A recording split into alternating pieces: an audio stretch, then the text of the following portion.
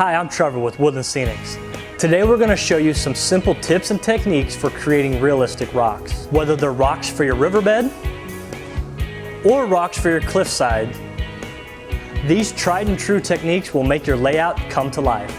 I'm here with Matt today, and he's going to show us how to do some of these tips and techniques. So Matt, whenever you're ready, just take it away and show us how it's done. All right, thanks Trevor. What we're going to be doing today is working with some of the Woodland Scenics molds, okay? We're going to be actually making our own rocks for our layout, okay? This is a very easy technique.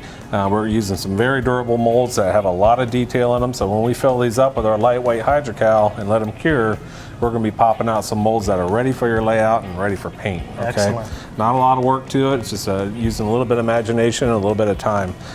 Again, I talked about filling these all the way up. That's what you can do to get an entire casting out of it. Right. If that casting's too much for you, or if you're just more interested in the rock face itself, feel free to fill these up to your desired depth. It doesn't need to be all the way filled up.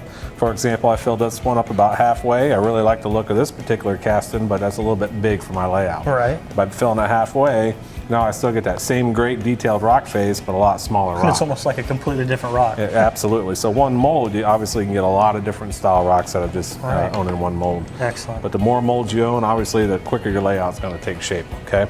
Another great tip is actually build a little base for yourself. Get that thing up on an angle. This particular mold here, I really love the detail in that corner there, so I'm more interested in just casting this corner and not this entire mold, as you can see here, okay? I do that again by just following the instructions on the Woodland Scenics lightweight Hydrocal. Just go ahead and fill that up.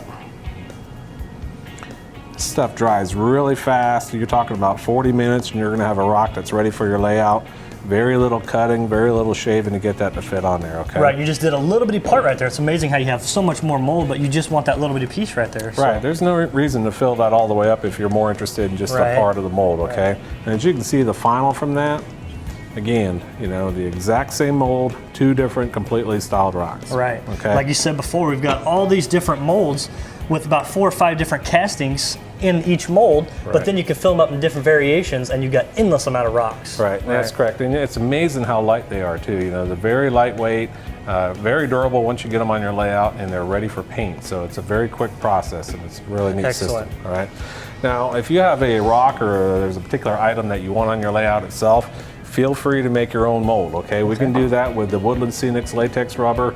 You actually put about 4 or 5 coats of latex on your object itself, let them cure in between coats, and then once you pop that out, you have your own custom mold. And it's the same thing, fill that up with your lightweight Hydrocal and make your own casting like I've done here, okay? And it's a lot lighter than the actual rock. Oh, the actual, the actual casting itself is way lighter. Again, it's ready for paint, so you can customize it instead of putting this on your layout and you got to deal with weight and then having the color not match the rest of your layout. And that's what I've done here. I've simply used a little bit of our pigment, and that's going to match my layout perfectly, okay? Excellent. All right. Now again, attaching these rocks is simple, okay? It's very intimidating for a person that's really not used to building models. They look at these and say, oh, I could never do it. It's very easy to do for anybody, okay? Got this first one on there using a shingling technique. Now, a shingling technique is actually using the mold, filling it up with your lightweight Hydrocal, and instead of letting it cure, go ahead and once it's about halfway cured, put that up against your layout and then let it cure 100% before removing the mold. Okay, so it's almost like tacky, kind of still a little wet, but it's also firm. Exactly. Okay. That's going to help contour to your layout, okay? And then you do that by one at a time. That's why they call it shingling. You're actually overlapping just a tad bit so you can start filling up your layout in that fashion, but it's a lot better to use that on a lot bigger layout. Okay, on a bigger layout, if you had a couple different molds, you can actually sit there and go at it with those castings. Yeah, it takes a little bit more time. It's going to use a few more molds, but it's a great technique and the same great results at the end of the day, okay? Now on this one here, I'm going to be using what we call the brick technique, where I'm actually going to be staggering these up, okay? Now I'm more concentrating right now on this pocket here. I want to go ahead and fill that up. This is a great mold for that, and you're asking how am I going to get that in there? Well, again, these are very customizable. You can break them off. Exactly. And because they're so lightweight, when you break those off, it already gives a natural edge to it. Very little I have to do but to get that to fit in there, okay? So basically that's where I want that to go. Okay. I see some gaps in there, right? See a few gaps in there, which is no big deal. I'm going to be using a hobby knife just to trim away or basically cut a relief cut.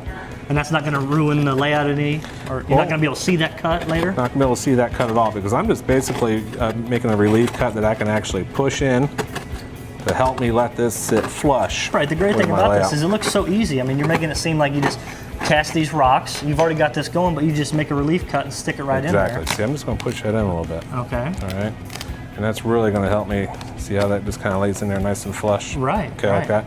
I'm actually going to be using some plaster cloth, and these are just strips of plaster cloth that I cut off a roll. Okay. I'm actually going to use this not only for an adhesive, which I'll stick right on the back of my casting. Okay.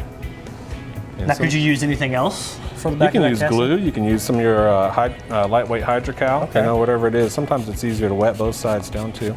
Okay.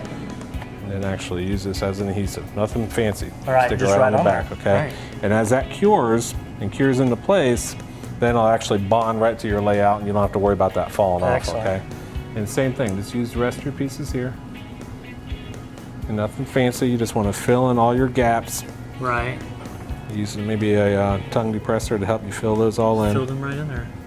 Okay, and you want to continue all the way around so you have a nice flush looking edge. You don't have to be too fancy here because all that's going to be covered up with your landscaping after the rock stage is finished, okay? I don't have any more in there, so let's use a little bit of this. Just go back to the Hydrocal again, there you go. And it goes right onto that. So just take some of that and put it right on there. Just like paste. Right. Okay.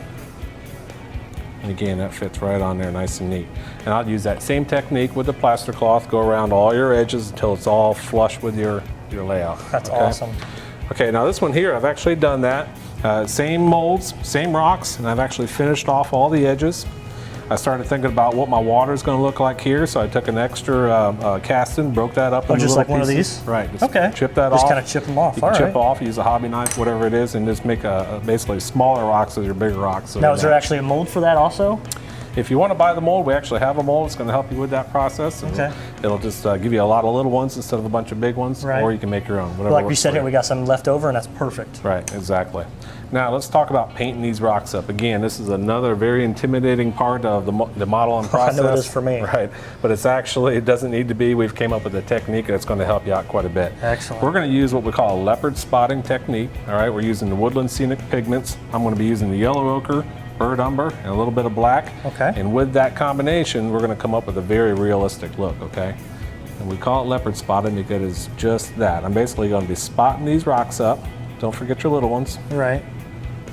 And if you don't like that yellow so predominant, can you actually lighten that up? You can actually lighten that up to any color you want or add more to it, whatever matches your particular landscape. You know, just add a little water to it and it'll lighten it right up. I kind of looked at the rocks we have outside here, and this is the color I chose, so I'm going to kind of stick with this.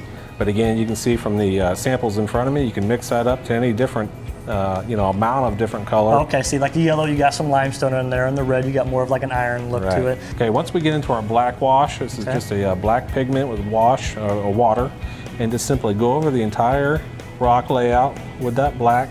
Okay. And just kind of let that run down and let it take its course. Okay, right. It's You can really actually definitely tell that life. black's making it look weathered right there. I usually start with a real light wash, and then as I go on, I'll add more black to it because that'll actually fill in the cracks, and as that runs down and finds its natural way down, it'll fill that up and just really highlight the rock itself, okay? It is really, truly a foolproof system, and I tell you, the system works great every time. So when your layout is done, as you can see here, it just really takes shape. It's got a realistic look to it. I went ahead and finished all my landscaping, used some Woodland Scenics products on it. We used some realistic water, some water effects, some deadfall, and again, this piece is ready for my layout. All right.